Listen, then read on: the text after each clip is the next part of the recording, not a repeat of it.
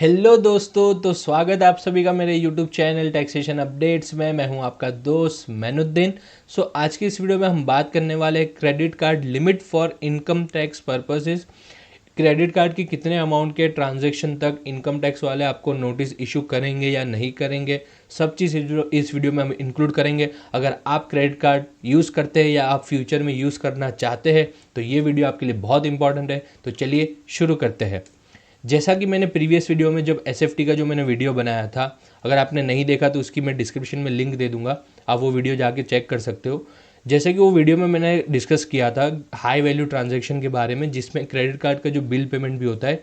फिर से एक बार मैं आपको बता दूं, जो क्रेडिट कार्ड का हम जो शॉपिंग करते हैं उसकी यहाँ पे बात नहीं हो रही। जो हम पूरे मंथ में शॉपिंग करते हैं, किसी को पेमेंट वगैरह करते हैं, और जो मंथ एंड में क्रेडिट कार्ड कंपनी हमें जो बिल भेजती है और वो जो बिल का हम पेमेंट करते हैं उसकी यहाँ पे बात कर रहे हैं, उसकी जो लिमिट वगैरह दी हुई है।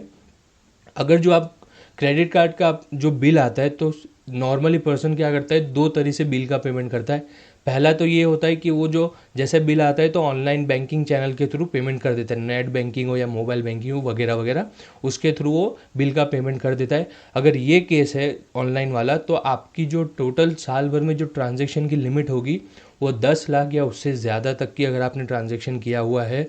और अगर आप जो बिल का जो पेमेंट कर रहे हो कैश में कर रहे हो, कैश में किस तरह से, सपोज आप जब क्रेडिट कार्ड का जो बिल आता है तो आप बैंक में जाके कैश डिपॉजिट करा के क्रेडिट कार्ड का जो बिल पेमेंट कर रहे हो, तो ये अगर केस है तो आपकी साल भर की लिमिट होगी 1 लाख या उससे ज़्यादा।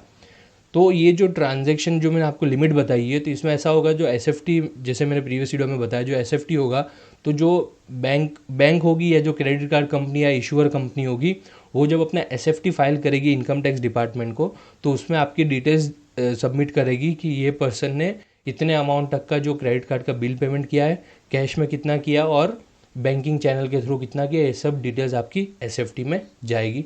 तो ये है हाई वैल्यू ट्रांजेक्शन, जो कि मैंने ऑलरेडी प्रीवियस वीडियो में डिस्कस किया ही था। अब हम एक एग्जांपल से समझते हैं। सपोज़ आपने पूरे साल भर में जो क्रेडिट कार्ड का जो बिल का पेमेंट किया वो 25 लाख रुपए किया हुआ है। तो वो जो अभी हम लोग ये एग्जांपल में ऐसा ही समझते हैं कि हमने जो बिल का पेमेंट किया है वो ऑनलाइन बैंकिंग चैनल के थ्रू ही किया हुआ है और 25 लाख रुपए का बिल का पेमेंट किया। तो जो बैंक या इश्योर कंपनी होगी वो एसएफटी में आपकी डिटेल्स दे देगी इनकम टैक्स डिपार्टमेंट को।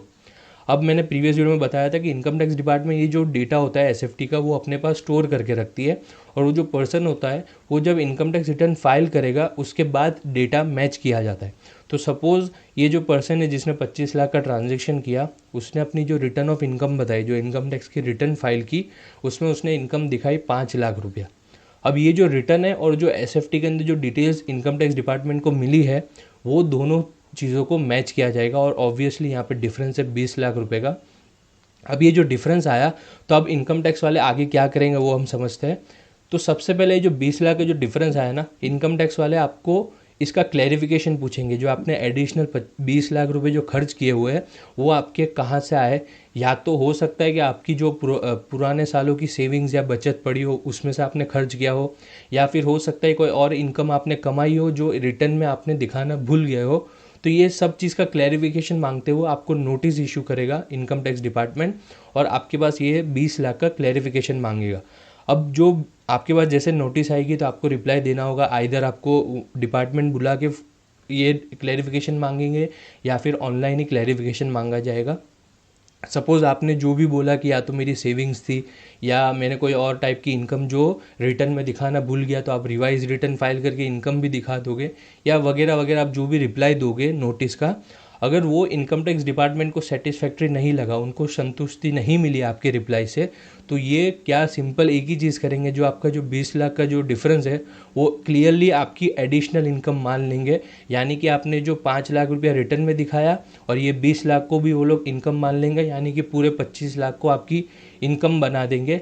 और जितना भी टैक्स आएगा वो, और इतने टाइम का आपके ऊपर ब्याज लिया जाएगा, पेनल्टी वगैरह हर चीज़ आपके ऊपर लगाई जाएगी, और आपकी ये टोटल इनकम बना देंगे 25 लाख रुपए। तो ये एक होता है कि क्रेडिट कार्ड के ट्रांजैक्शन की वजह से ये चीज़ हो सकती है। अब आप लोगों को डाउट होगा कि ये हमको कैसा पता चले कि इनकम टैक्स के पास कितनी डिटेल्स है एसएफटी की। तो इसके लिए इनकम टैक्स ने एक पोर्टल पे एक सिस्टम लॉन्च किया हुआ है जिसका नाम है एआईएस, यानी कि एनुअल इन्फॉर्मेशन सिस्टम। उसके ऊपर मैं एक सेपरेट वीडियो बनाने वाला हूँ। तो हम जब हमारे इनकम टैक्स के पोर्टल में जब लॉगिन करेंगे तो एआईएस में हमको डिटेल दिख जाएगी कि इनकम टैक्स के पास एसएफटी में कितनी डिटेल्स गई हुई है, कितने अमाउंट तक की, और उसको देख के हम हमारे रिटर्न को उस हिसाब से फाइल कर सकते हैं। ये एक क्रेडिट कार्ड की लिमिट हो गई। अब मैं आपको बताऊंगा कि हमको कौन सी गलतियां नहीं करनी चाहिए, मिस्टेक्स टू अवॉइड। सबसे पहले तो हम क्या करते हैं, जो नॉर्मली आजकल चल रहा है कि लोग क्या करते हैं, सपोज़ बहुत सारे जो बैंक्स के क्रेडिट कार्ड वगैरह होते हैं उस पर डिस्काउंट या फिर रिवॉर्ड्स या कैशबैक वगैरह की जो स्कीम्स होती है, तो हम क्या करते हैं, हमारा कोई फ्रेंड वगैरह कुछ खरीद रहा है बाहर जाके, तो अगर उसको डिस्काउंट मिल रहा है तो वो हमारे पास आके हमारा क्रेडिट कार्ड मांगता है, तो हम उसे दे देते कि हमारा तो फ्रेंड है, तू जाके यूज़ कर ले। तो वो हमारे क्रेडिट कार्ड पे कोई चीज़ परचेस कर रहा है, ऑब्वियसली वो हमें फ्यूचर में या तो कैश देगा या बैंक में देगा, उसकी इशू नहीं है, लेकिन वो हमारे क्रेडिट कार्ड पे यूज़ कर रहा है। और क्रेडिट कार्ड में जो आपकी एसएफटी भी डिटेल्स जाएगी उसमें नाम सिर्फ आप ही का चल रहा है, ठीक है, परचेज उसने किया लेकिन नाम आपका आ रहा है। तो ये जो मिस्टेक है ये हमें नहीं करनी चाहिए। और ये जो मिस्टेक के बाद लोग एक और गलती ये कर देते हैं कि सपोज़ जो पर्सन ने, आपके जो फ्रेंड ने जो परचेज़ किया हुआ है, उसको क्या बोलते हैं कि एक काम कर, जो क्रेडिट कार्ड की जो बिल आ रहा है वो तू तेरे ही बैंक अकाउंट से बिल का पेमेंट कर दे, यानी कि जिसने खरीदा वो अपने बैंक अकाउंट से पे कर रहा है। तो ये भी नहीं होना चाहिए, बिकॉज एट दी एंड आपके जो क्रेडिट कार्ड की जो बिल पे नाम है जो आपका होगा वही एसएफटी में जाएगा और उसका क्लेरिफिकेशन आपको ही देना पड़ेगा। और अगर आपकी वो इनकम भी नहीं है, ना ही आपने खर्च किया, और आप ये अगर प्रूव नहीं कर पाए इनकम टैक्स डिपार्टमेंट को, तो ये आपकी इनकम में इंक्लूड हो जाएगा। फिर एक थर्ड मिस्टेक ये करते हैं कि हम जो क्रेडिट कार्ड का जो बिल आता है वो हम लोग कैश में पे कर देते हैं। जैसे कि मैंने आगे डिस्कस किया, 1 लाख तक हम अगर कैश का पेमेंट करें तो ठीक है, 1 लाख के नीचे तक भी हम कैश का, 1 लाख के नीचे तक ही कैश का पेमेंट करना चाहिए, तो आपकी एसएफटी में डिटेल्स नहीं जाएगी।